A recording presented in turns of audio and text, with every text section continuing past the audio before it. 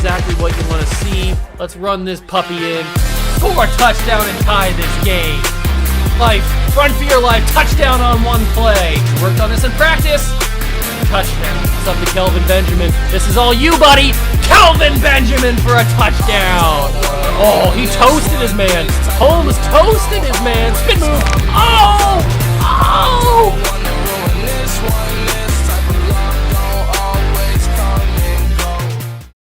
What's going on, guys? Welcome back to another video here on the Water Juice channel, and welcome to our recap and review of the Thursday night football game between the Jacksonville Jaguars and the Cincinnati Bengals. So, this game was very interesting. I don't really know what I can take away from this game, from either team, because I don't really know how good either of these teams really are. Yeah, their records may say something, but do their records really show off the example of what this team probably is going to be? Probably not. I don't really know at this point. Like, are the Jacksonville Jaguars really an 0-4 team? Probably. They're probably going to win maybe 2-3 games at this point. They probably should have won this game. To be fair, they probably should have won this game. Trevor Lawrence didn't play horrible. He played really well. I think he got a rushing touchdown in the game too. So Trevor wasn't the reason they lost that game. It's just because they have a bad team around him. And Cincinnati, are they a 3-1 team? I mean, probably not. I don't know. Cincinnati's weird because their offensive line's not very good. Their running game is pretty good when it gets going. Joe Burrow's good. The defense can play all right, but they're spotty. So when the Bengals play actually good teams, how are they going to react? How are they going to respond? I think they're not going to be that good of a team. I think they finished third in the division. I think they're going to be better than Pittsburgh, but I think they're going to finish third in the division.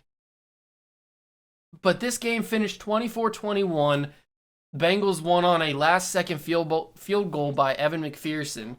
And the Bengals were down in this game the majority of it. They were down, I think they only led at the end of the game. I think the Jaguars led at every moment, except for when it was tied, obviously, until the end. So, what does that really say about the Bengals defense? If the Jags offense is taking the lead and scoring touchdowns on you?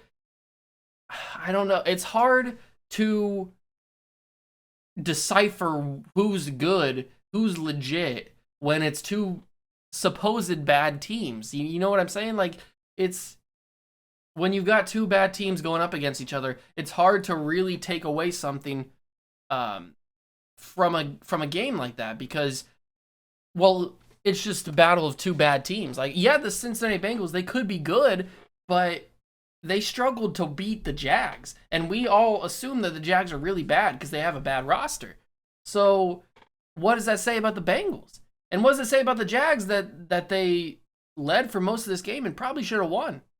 Like, you can't take anything away from this because it was a bad game for both teams, and the Bengals snuck out a victory that they probably shouldn't have, when on paper that you would think they have the better team.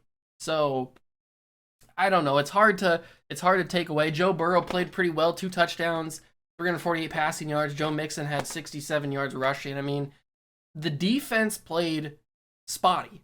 Like I mentioned, they're a spotty defense. When they get going, they're decent.